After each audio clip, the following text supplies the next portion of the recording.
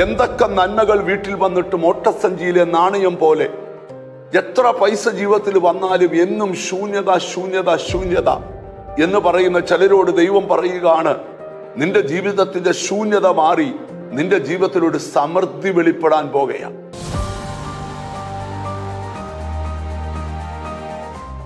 സകല മനുഷ്യരും ആഗ്രഹിക്കുന്ന ഒരു കാര്യമാണ് ഞങ്ങളുടെ ജീവിതത്തിൽ ഒരു നിറവ് ലഭിക്കണമെന്ന്.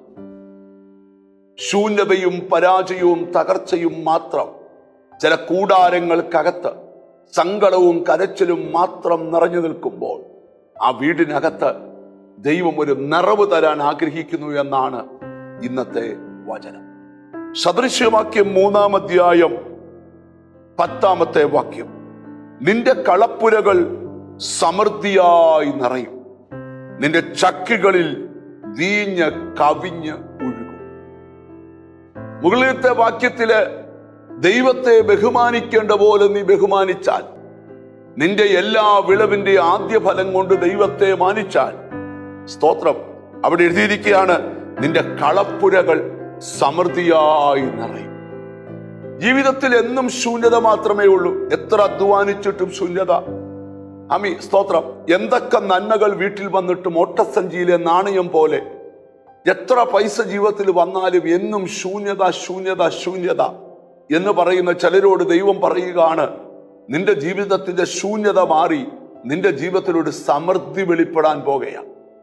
എത്ര പേർക്ക് ആഗ്രഹമുണ്ട്, കർത്താവേ എന്റെ വീടിനകത്തൊരു നിറവ് വേണം, സ്തോത്രം, എന്റെ വിശ്വാസ ജീവിതത്തിലൊരു നിറവ് വേണം, എന്റെ ഫൈനാൻഷ്യൽ വിഷയത്തിലൊരു നിറവ് വേണം, എന്റെ ജീവിതത്തിന്റെ എല്ലാ സാഹചര്യങ്ങളിലും എനിക്കൊരു നിറവ് വേണമെന്ന് എത്ര ദൈവമക്കൾ ആഗ്രഹിക്കുന്നുണ്ട്.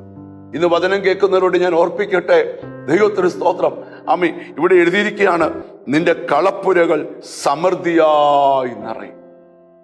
ഒരു വലിയ സമൃദ്ധിയായ നിറവ് നിന്റെ സാമ്പത്തിക വിഷയത്തിൽ ഉണ്ടാകട്ടെ.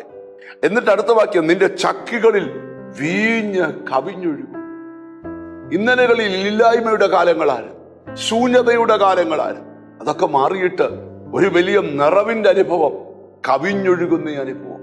ആരുടെയൊക്കെയോ കുടുംബത്തിനകത്ത് ശത്രു എഴുതിയിട്ട അശൂന്യത എന്ന വാക്ക് എന്റെ ദൈവം ഇന്ന് ക്യാൻസൽ ചെയ്യുമോ? എന്നിട്ട് കർത്താവ് പറയുകയാണ്, അത് മാറ്റിയിട്ട് നിന്റെ ജീവിതത്തിൽ ഇതുവരെയും വെളിപ്പെടാത്തൊരു സമൃദ്ധി യേശു വെളിപ്പെടുത്താൻ പോവാം.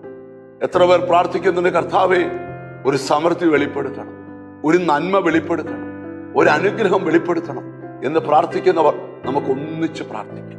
കണ്ണുകളെ അടച്ചാട്. കാരുണ്യവാനായ ദൈവമേ, സ്വർഗസ്ഥ പിതാവേ, കൂടാരങ്ങൾക്കകത്തെ ശൂന്യത മാറുവാൻ ഞങ്ങൾ പ്രാർത്ഥിക്കുക. അവരുടെ കുടുംബത്തിനകത്ത് ഒരു സമൃദ്ധി വെളിപ്പെടണം, ഒരു കവിഞ്ഞൊഴുക്ക് വെളിപ്പെടണം, ഒരു നന്മ വെളിപ്പെടണം.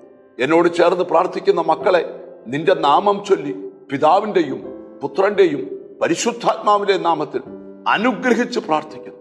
അവർ അനുഗ്രഹിക്കപ്പെടട്ടെ, യേശു ക്രിസ്തുവിൻ നാമത്തിൽ തന്നെ. ആമേൻ. നിശ്ചയമായും ദൈവം നിന്നെ അനുഗ്രഹിക്കും.